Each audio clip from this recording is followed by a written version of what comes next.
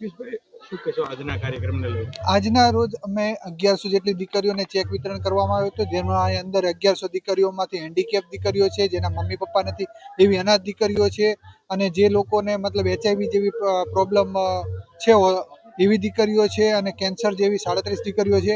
એવી દીકરીઓને અમે આજે મદદ પહોંચાડી રહ્યા છીએ. અને આના પછીનો અમારો નેક્સ્ટ 11/1ના દિવસે એક સાથે 5100 દીકરીઓનો કાર્યક્રમ છે. એના ભાગરૂપે આજે 1100 જેટલી દીકરીઓને અમે ચેક વિતરણ કર્યા છે, જેનાથી અમારે આગળના 5100 વાળા કાર્યક્રમમાં સારું એવું થઈ શકે અને બધાને દરેક લોકોને પ્રાધાન્ય મળે એના માટેનો અમારો એક આ સંકલ્પ હતો. અને આની અંદર અમારે ટોટલ સુરત શહેરની 21,000 જેટલી દીકરીઓને આ મદદ પહોંચાડવાની છે. અત્યારે અમે લોકોએ ટોટલ થઈને 2500-2600 જેટલી દીકરીઓને મદદ પહોંચાડી ચૂક્યા છીએ. આજના પ્રસંગને લઈને લોકોને શું કહેશો?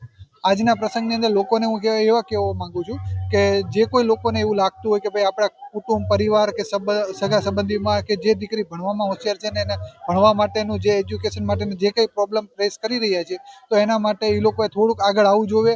અને એમનાથી થાય તો 1, 2, 10 દીકરીઓની મદદ કરો, જેનાથી ભારત દેશની એક મહાસત્તા બની રહી છે.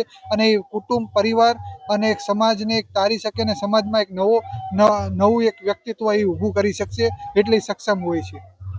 नाम जो है गुफरान अहमद हुआ। ये मेरी बच्ची है जो डिसेबल चाइल्ड है, जन्म से ही डिसेबल है, जिसके पीछे हम लोग काफ़ी परेशान रहते हैं और आर्थिक रूप से भी मतलब बहुत इसके पीछे जो है परेशानी होती है।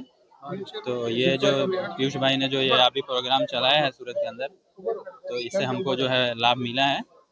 तो उसके लिए हम जो है उनको दिल से जो है आभार प्रकट करते हैं और भगवान से आशा करते हैं कि उन्हें और आगे जो है ऐसे प्रोग्राम करने की शक्ति दे।